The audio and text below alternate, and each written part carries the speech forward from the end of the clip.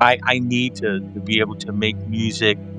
I guess in order for me to be happy, to stay alive. In the middle of O'Hare Airport, surrounded by rolling suitcases, gate changes, coffee cups, and hurry, Greg Owen sat down at a piano and changed the room.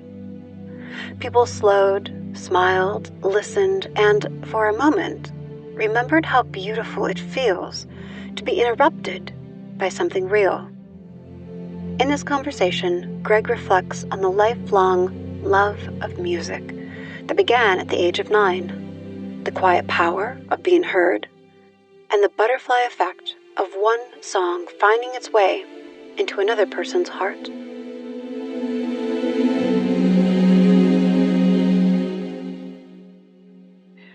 Thank you so much, Greg, for joining me here on AwareNow to share this space and to share your story. Thank you so much. Thank you, Allie. Nice to see you.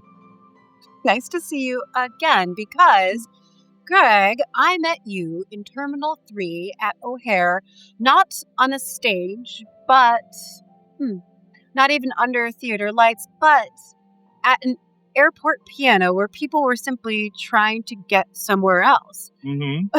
Right? Then you began to play, and suddenly everyone had somewhere to be right there. Mm-hmm. And it was there to listen to you play.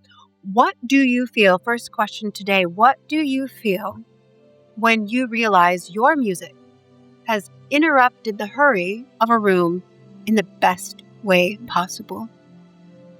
Like yesterday. Excuse me. So I take my daughters. We do a lot of shopping together. So after we get done with our Panda Express, we go to this, it's like a Goodwill thrift store. They like thrifting. So we do that, flea markets, that sort of thing. And there's a piano, an old dusty Kimball piano from 1912 or 1913, sitting in the corner. So I start playing it. And of course, all these people start coming around because they hear it and they think, oh, I thought that was the radio. I get that a lot. Or maybe that was something going over the intercom. But it's actually a passion for me that goes way back. My grandmother played piano and organ. She had one in her home, a Hammond organ. And we would go there every Christmas, Easter, or Thanksgiving. And I would be drawn right to the organ. This is at 9 years old. So that was 59 years ago. Wow. So long ago. So it's just something that the energy in the room, people feel something when I play. And that's what I love to do. I try to project love. I try to project something that you don't get every day from listening to the radio. Mm-hmm. Well, I will tell you that in that airport, in that terminal, near that piano, when you started playing, I was working feverishly, typing away. While you were playing the ivories, I was doing this on my computer, and the moment you started playing, I stopped, and I never went back to it. And that's where our conversation and our connection began. But let me go back to that moment, because there was something beautiful when a young man stopped to listen to you, as did so many. And when you stepped away, he sat down at the piano and began to play. Mm-hmm. It felt like this butterfly effect, like in real time, one note becoming permission for someone else to share their own. So question here is, have you seen that happen before, where your music quietly unlocks something in someone else? Oh, absolutely. If you're on Facebook and you look up Nord keyboard users, you will find a video that I recorded on this, which we call the Nords 3. The Nord is the manufacturer, 3, of course, 3 keyboards. It's a Nord 3 orchestra. So it's my own sound, my own thing. And there's so much going on in the world right now. I felt we needed some healing. So this is my feeling behind it. And I just started thinking about it. I need to record this one piece of music because uh, the world needs it right now. So Ave Maria was that piece of music. So I recorded it, and now I have over 215,000 views of that piece of music on this. Wow. But it was like, beforehand, I felt like, okay, something's happening here. I felt like this is right. You get that little nudge from wherever that makes you feel like, okay, this is right. I'm supposed to do this now. That's the kind of the feeling I had with that. And the comments I have on that, you read some of them too, Allie. Yeah, I did. You see, okay, that's what I'm supposed to do. I want to help people. I'm not about getting what I can take for me. No, unselfish. I don't want any of that. I want to give the world something. People need to heal for many different reasons, emotionally, physically, maybe from something that happened in their life, maybe something health-wise. Like for you, I felt that this is something that even you can use, or anybody watching this. So some healing. Yeah. Yeah. Well, so let's go back to what you said earlier in our conversation, that you fell in love with the organ at the age of 9, which is such a specific and powerful instrument for a child to be drawn to.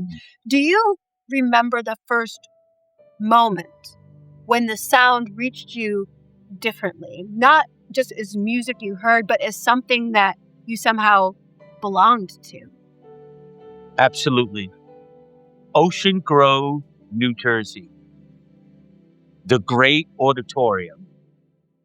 Built in 1894, made out of wood. But you go inside and it's got this musty smell to it. It's just beautiful. And all the doors slide open all the way around the auditorium. There are colors that are coming in from different color stained glass on the outside of the auditorium. And I heard this sound coming from there. And I walked in and Gordon Turk was playing the organ. I heard that sound. I was like, oh, I want to do that. So I don't know what it was. It was just, I kind of sense when something leads me somewhere, I try to go with it and see where it takes me. So I knew there at that age that I would absolutely want to do something with music. So that was it. That was the kicker. And at that age during the summertime, kids are out there on the beach. I wanted to be in the auditorium and listen to the organ and listen to him practice. And he'd let me sit down and play it once in a while. And that was it for me. I saw the greatest organist in the world, Virgil Fox, play in 1979 and in 1980. He was the world's greatest organist, and I met him. I told him he was one of the 7 wonders of the world. Can you believe that? And so he loved the young people. I was 14, 15 at that time. And I gave tours of the auditorium and the organ to people who came.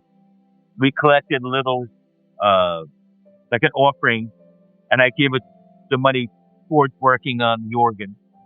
Any repairs or stuff like that will be done. That's it.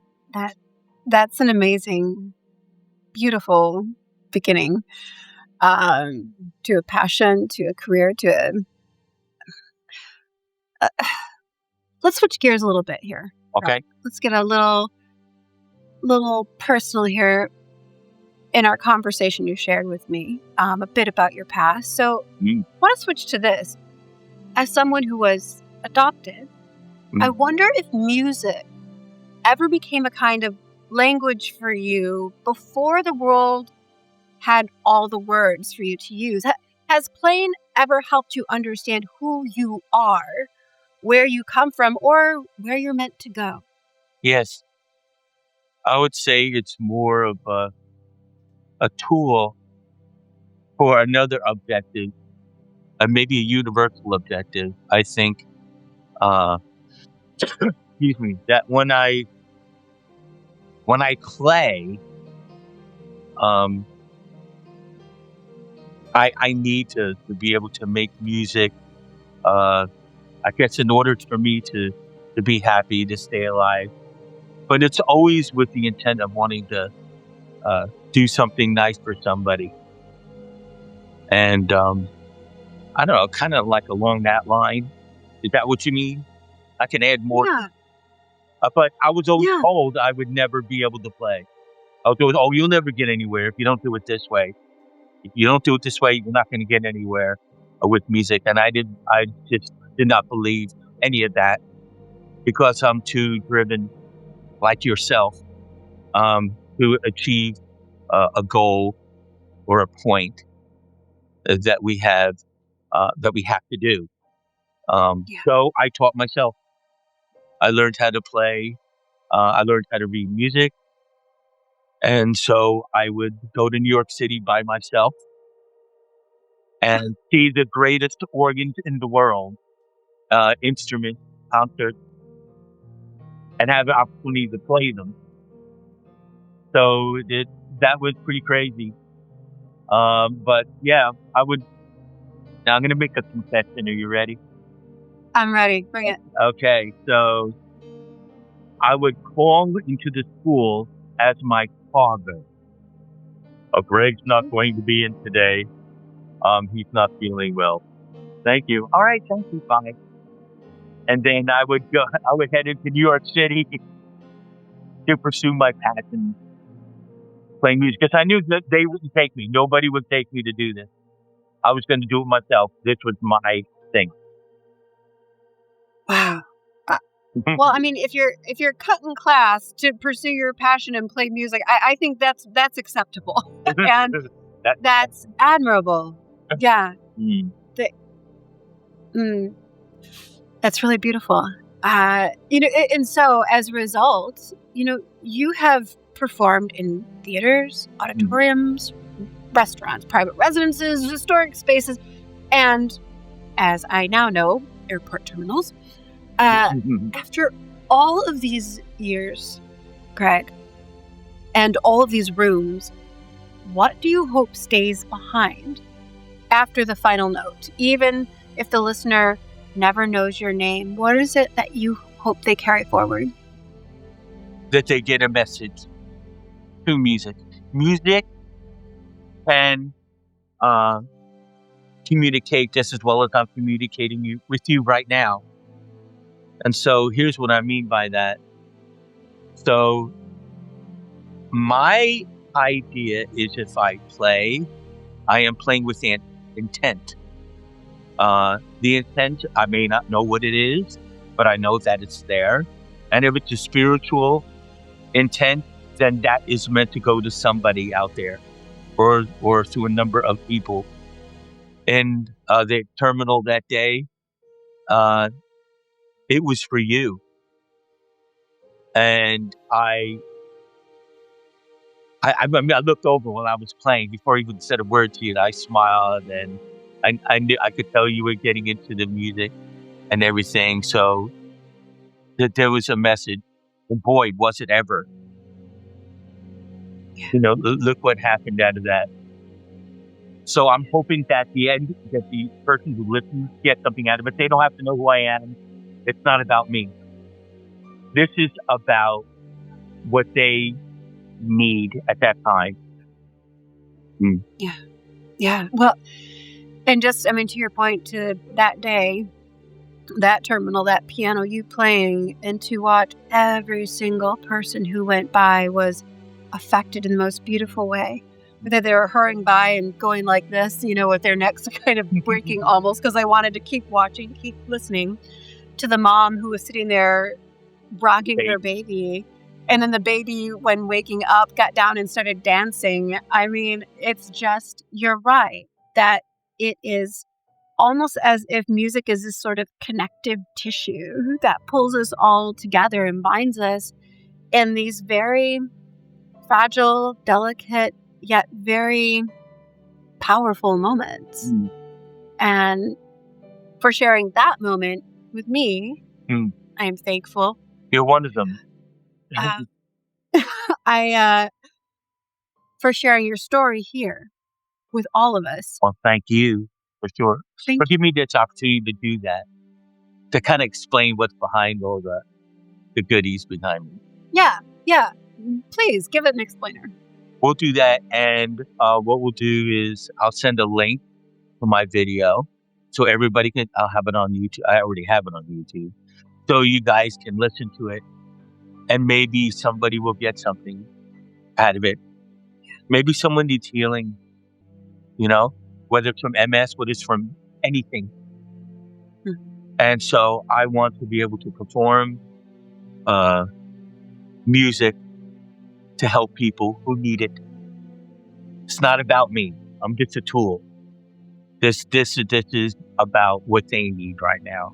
And I feel like in life, that's what I want to do going forward. Going forward and right now. Mhm. I know there was a part of me that was healed in that moment, not only from what I heard, but from what I saw and the impact that one person can have, that one sound can have on so many people. And so thank you for that reminder. And thank you for helping all of us become a bit more aware now. Thank you so much, Greg. Oh, I love how you put that. Perfect. Yeah, perfect. Yeah. Thank you. And let me tell you guys, anybody watching this right now, I hope this put a smile on all your faces. And may you all have a very lovely day and a lovely time and make the best of whatever ails you. Have the power to achieve a goal. Don't let anything take you down. Don't let anything take you down. Drive, go up, go look at that goal that you have and go for it because you can. No, because you can. Love that. Love how you said that. Mhm. That's right. I love your poem, by the way. Thank you so much, by the way. I appreciate you so much. Thank you so much, Greg. Um,